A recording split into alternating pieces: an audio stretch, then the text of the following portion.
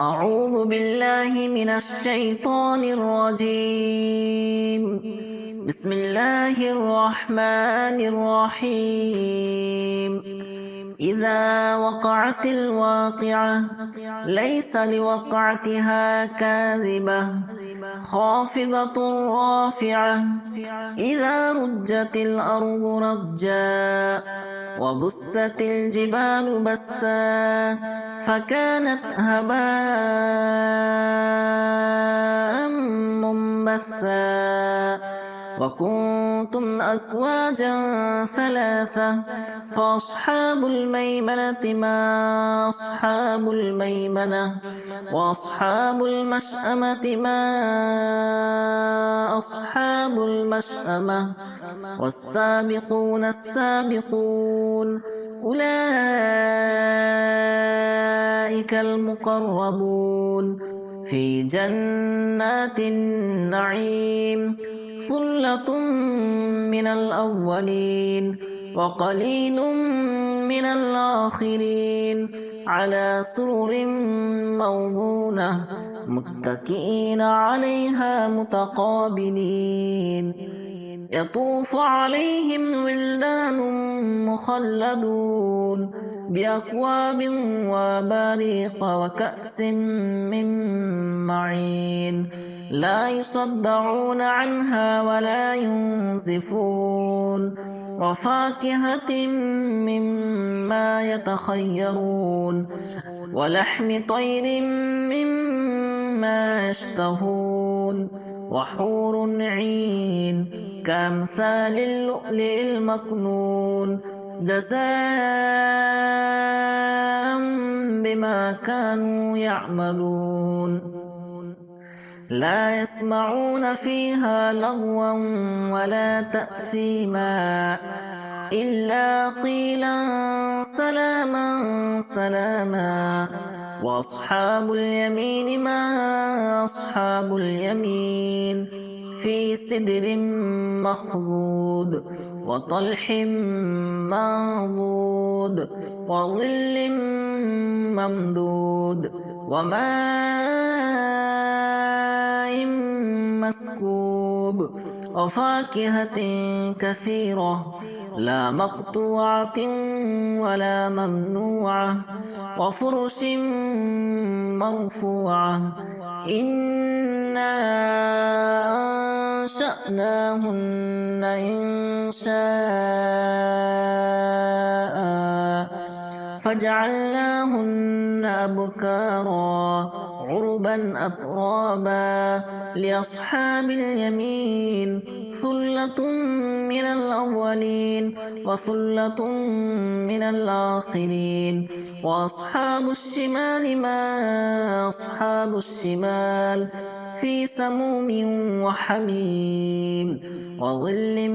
من يحموم لا بارد ولا كريم إنهم كانوا قبل ذلك مترفين وكانوا يصرون على الحنث العظيم وكانوا يقولون أئذا متنا وكنا ترابا وعظاما أئنا لمبعوثون أو آباؤنا الأولون قل إن الأولين والآخرين لمجموعون إلى ميقات يوم معلوم ثم إنكم أيها الضالون المكذبون لآكلون من شجر من زقوم فمالئون منها البطون فشاربون عليه من الحميم فشاربون شرب الهيم هذا نزلهم يوم الدين نحن خلقناكم فلولا تصدقون أفرأيتم ما تمنون أأنتم تخلقونه أم نحن الخالقون نحن قدرنا بينكم الموت وما نحن بمسبوقين على أن نبدل أمثالكم وننشئكم فيما لا تعلمون ولقد علمتم النشأة الأولى فلولا تذكرون أفرأيتم ما تحرثون أأنتم تزرعونه أم نحن الزارعون لو نشاء لجعلناه حطاما فظلتم تفكهون إنا لمغرمون بل نحن محرومون أفرأيتم الماء الذي تشربون أأنتم أنزلتموه من المؤزن أم نحن المنزلون لو نشاء